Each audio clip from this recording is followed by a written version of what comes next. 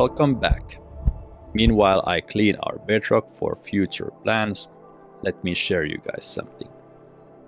By the way, you can just listen to this video if you are, for example, driving or something like that.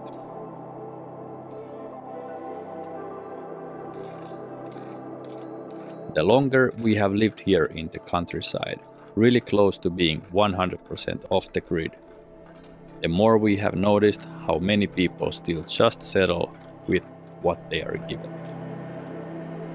People are given the whole recipe of standard easy life for free. A plan from birth to death, not needing to think of any alternatives, because you already got everything planned out.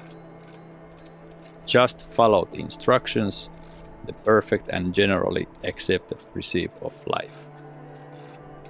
Born, go to school, go to another school, goof around a bit, build a steady career, start a family, get a mortgage, and buy a house. Be a good worker, retire, and eventually die.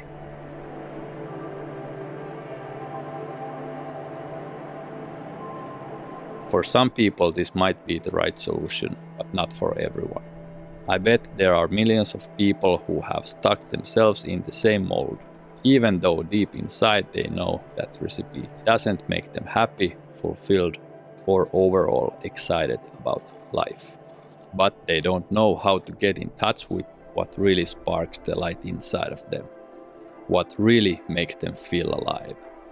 And therefore they just keep living the same easy life.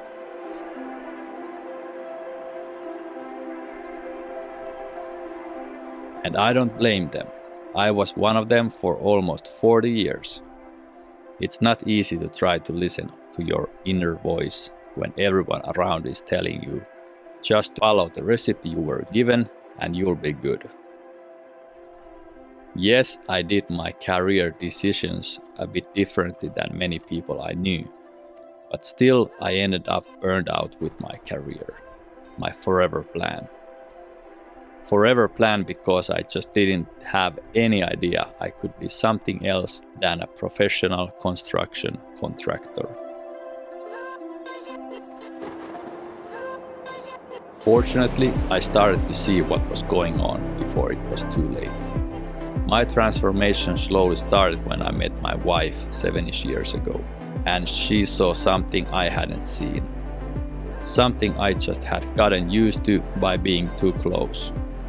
Something that had slowly started suffocating the flame of my life.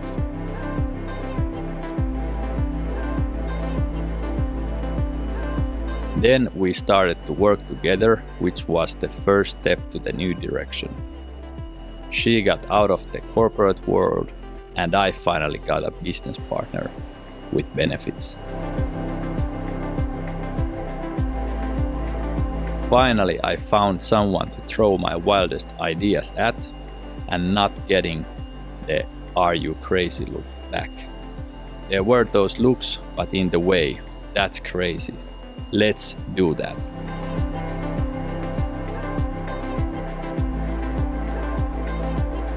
And what made this soup even better, pretty soon I saw this crazy idea factory also peeling out of her, and the rest is history.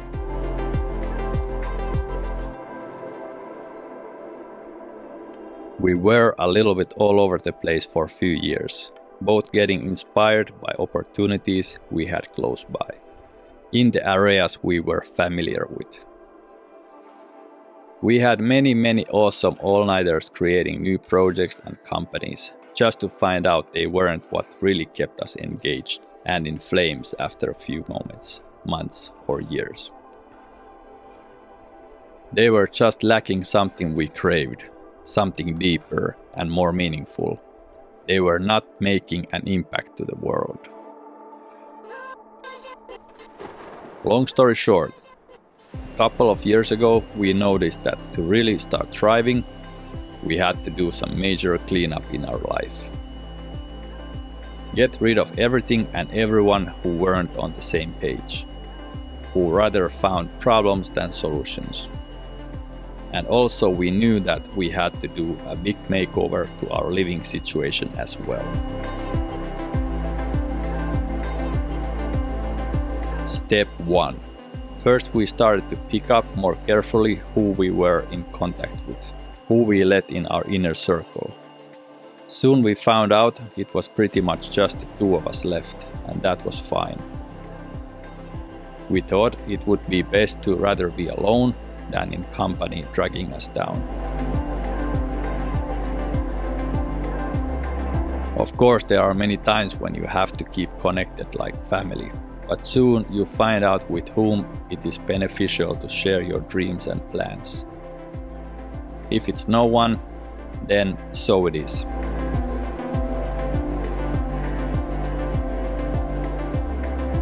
Don't let anyone steal the flow and energy you have built. Quick tip: how to decide who to let in your inner circle. After sharing your ideas and visions to someone, reflect how it made you feel afterwards. Of course, constructive criticism is most of the times beneficial, but if you feel like shit afterwards, there's your clue. If you feel uplifted, empowered, and full of fire afterwards, in a good way, that person is allowed in your inner circle. Step 2. Next was getting rid of stuff and other not needed responsibilities. Mostly I had been collecting my whole life. You wouldn't believe how relieving and freeing it has been to get rid of stuff and other things which were just a baggage from the past. It also frees so much physical and mental capacity not to have to take care of so many things anymore. This project is still in progress, but we have come a long way already. All of us have stuff to declutter. If you haven't started yet, start today. Quick tip: first, get rid of stuff you haven't touched in a year or things you run into occasionally just to say to yourself, "Whoa, I didn't even remember I had this." Another great tip for hanging clothes is to turn the hangers in another direction, and after a few months, get rid of clothes you haven't touched. Seasonal clothing is another thing, but you know what I mean. Getting rid of stuff doesn't mean throwing it away. Unless you are going to go to the flea market to sell your things, donate any stuff that's worth under 20 bucks. It's not worth it to exchange your precious time for a few bucks. More expensive stuff you can try to sell to get some savings for your next step. Because the next step is not gonna be cheap, it's gonna be worth it. Step 3, final step so far, was to sell our apartment in the city and move somewhere closer to the nature. Our long-term dream was to move out far away from society, far from everything, live off-grid on our own terms, but something told us we can't do that. Not yet, at least. We had certain obligations, and it would be way too irresponsible and too soon to make this huge leap to the unknown. And tell you the truth, we had never lived outside of the city. We had no idea of all the challenges which we might confront. Maybe it's not so wise to do that. We almost believed that story in our heads. But thank God we listened to our hearts, and after a couple of U-turns and intersections later, we found a perfect couple-year-old trailer for us. And in the same heartbeat, we had decided to park it in our property in the countryside, which we had had for years. "This is crazy," we said and just grinned.